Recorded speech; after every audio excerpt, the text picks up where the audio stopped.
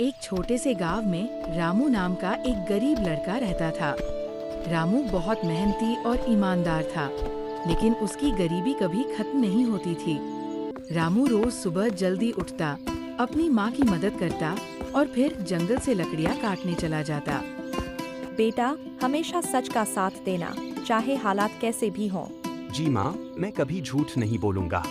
रामू पेड़ काट रहा था कि अचानक उसकी कुल्हाड़ी हाथ से फिसलकर नदी में गिर गई। अरे, अब मैं क्या करूँ? यही तो मेरा सहारा था। रामू उदास होकर नदी के किनारे बैठ गया। अचानक नदी से एक चमकदार रोशनी निकली और एक परी प्रकट हुई। रामू, तुम क्यों रो रहे हो? मेरी कुल्हाड़ी नदी में गिर गई है। अब मैं काम कैसे करूँगा? परी नदी में गई और एक सोने की कुल्हाड़ी लेकर आई। क्या ये तुम्हारी है? नहीं, ये मेरी नहीं है। मेरी तो लोहे की थी। परी फिर से पानी में गई और इस बार चांदी की कुल्हाड़ी लेकर आई। क्या ये तुम्हारी है? नहीं, ये भी मेरी नहीं है। आखिर में परी ने उसकी पुरानी लोहे की कुल्हाड़ी निकाली। हाँ, यही मेरी है। परी मुस्कुराई। रामू, तुम्हारी ईमानदारी से मैं बहुत खुश हूँ। इसलिए ये तीनों कुल्हाड़ियाँ अब तुम्हारी है। सच में, धन्यवाद।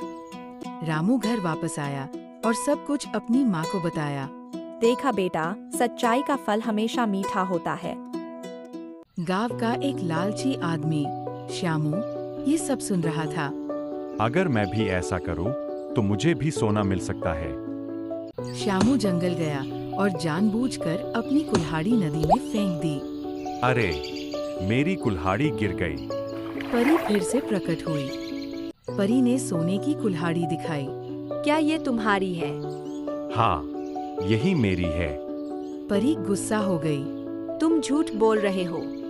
तुम्हें कोई इनाम नहीं मिलेगा। और उसकी असली कुल्हाड़ी भी गायब हो गई। श्यामू दुखी होकर घर लौटा।